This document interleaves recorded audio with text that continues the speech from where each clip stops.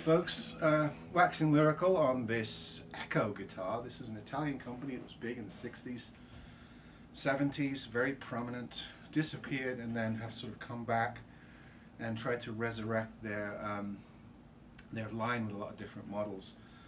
I've shown a couple before on previous videos. This is a new model that I haven't shown. This is an EKO Primo Series 1 Flame Classical.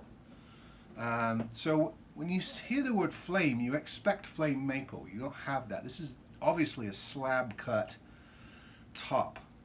I thought it was spruce, so maybe it's a spruce on the slab, and then of course a mahogany back and sides. Looks like a rosewood fretboard, no fret markers except on the side, and this rather curiously shaped bridge, which is common on a lot of EKO guitars. And there's the headstock, also rather different. And again, I don't like it when classical guitars come with a logo. For some reason it just breaks with tradition in a way that annoys me a little bit. But this is an interesting classical guitar. I wouldn't say it's high-end. If you can pick one of these up for $140, $150, I think it's a decent little guitar. I would prefer a spruce grain top, but you know, I think it's better than some of the plywood / basswood classical guitars that are floating on the market these days. It's got the tuners with the plywood caps. You know, interesting entry-level guitar. It breaks with tradition a little bit with the woods, with the shape of the bridge and also the headstock design. So it's slightly modern, perhaps European, perhaps Italian in its aesthetics.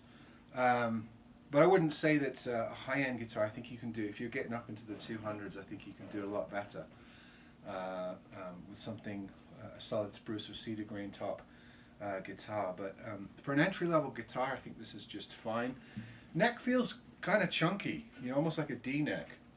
So it's definitely got that sort of vintage appeal as well. So this is an EKO Primo Series, or Primo Series 1 Flame Classic or Classic Flame guitar. So it's sort of a traditional classic with a few alterations, which give it, you know, certainly a unique look. Something, you see one of these and you probably could say, oh, that's an EKO.